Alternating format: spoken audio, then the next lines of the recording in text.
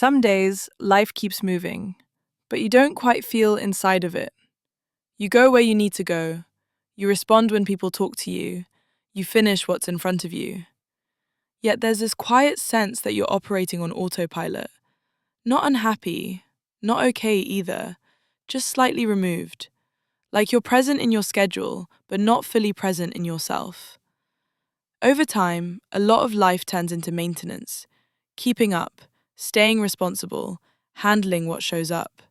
And slowly, without making a conscious choice, you begin organizing your days around what's required, not around what feels meaningful. Your attention moves outward, towards problems, towards expectations, towards keeping things stable. Inner questions get postponed, not because they don't matter, but because there's never a good moment to sit with them. People often think of adaptation as something positive, and it is. You become stronger, more composed, better at staying calm under pressure.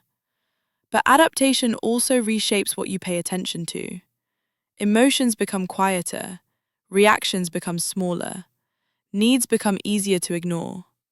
Not in a dramatic way, in a practical one. You don't collapse, you continue.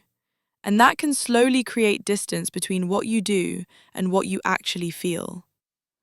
Distance can be strangely comfortable. When you don't feel too much, nothing overwhelms you.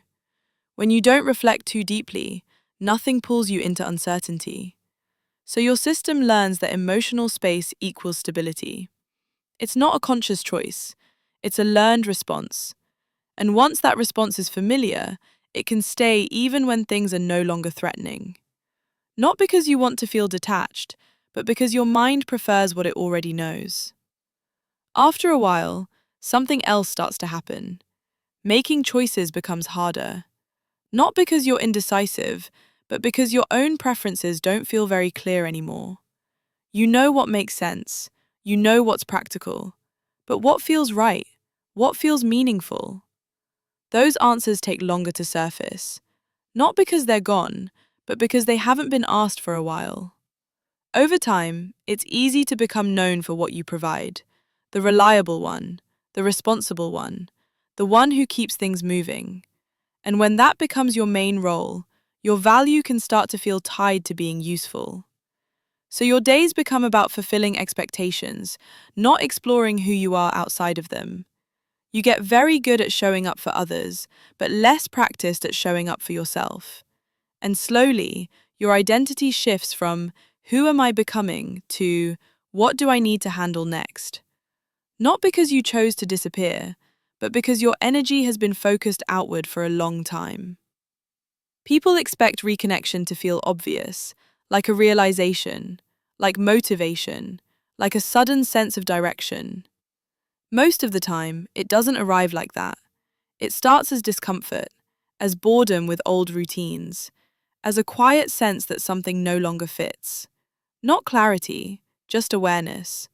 And awareness is enough to begin shifting how you relate to yourself. There's no deadline for self-connection, no reminder on your phone, no external pressure telling you it's time. So it keeps getting postponed in favor of things that feel more urgent. But urgency doesn't always point to what matters most. Sometimes it just points to what makes the most noise. And when you spend a long time responding only to noise, your inner world can start to feel distant. Feeling disconnected from yourself doesn't usually mean you're lost. It often means you've been focused on surviving your circumstances, managing stress, managing responsibilities, managing expectations. And there's nothing wrong with that. But surviving and living are not the same experience. And sometimes the distance you feel is simply the gap between those two modes. If any of this feels familiar, it doesn't mean you've failed yourself.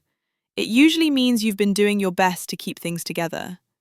And now, some part of you might be asking for attention again. Not in a dramatic way, just quietly. Through tiredness, through restlessness, through the feeling that something inside you has been waiting. You don't need to fix your whole life to respond to that. Sometimes listening is already a beginning. Reconnection isn't about becoming someone new. It's about slowly returning to what you already are, under all the habits that helped you cope. There's no rush, no checklist, just small moments of noticing that can slowly bring you back into your own experience.